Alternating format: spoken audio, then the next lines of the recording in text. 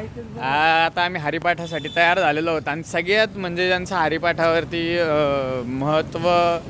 महत्त्वाचा एक पगडा आहे त्यांचा, असे आमचे हरिभक्त पारायण सतीश महाराज खरे. तर तुम्ही बघू शकता व्यवस्थित तयार होऊन, आणि त्यांची पकवाजाला साथ देणार आहेत साहिल महाराज आखाडे. आणि इकडं हरिभक्त पारायण तसेच कीर्तनकार आमचे रोहिदास महाराज दुबे आहेत.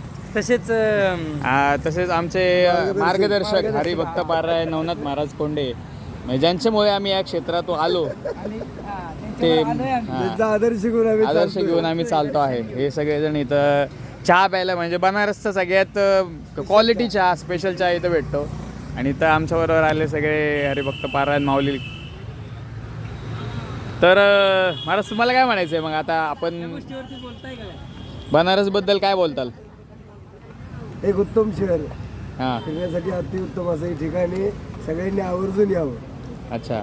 आणि गरमीबद्दल काय बोलताल इथल्या? गरमी इथं खूप आहे, उत्तम उन्हाळा सोडून कधी पण या.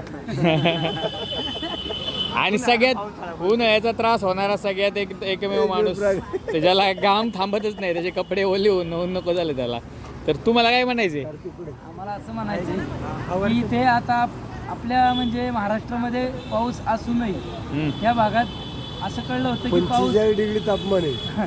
45 डिग्री तापमान आहे, पण आपल्याला असं कळलं होतं की काशीमध्ये खूप पाऊस आहे. त्यामुळे आम्ही पूर्ण नियोजनामध्ये आलो असतानाही आम्ही आता काही घातलं नाही, तरी आम्ही धोतर नेहरूवरती आहे आणि रेग्युलर जे कपडे घालतो ते पण आम्ही बनेलीवर धरतो.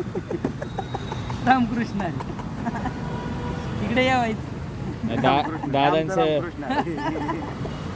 आम्ही एवढं शिकलो रामकृष्ण. आज आम्ही हवेचे.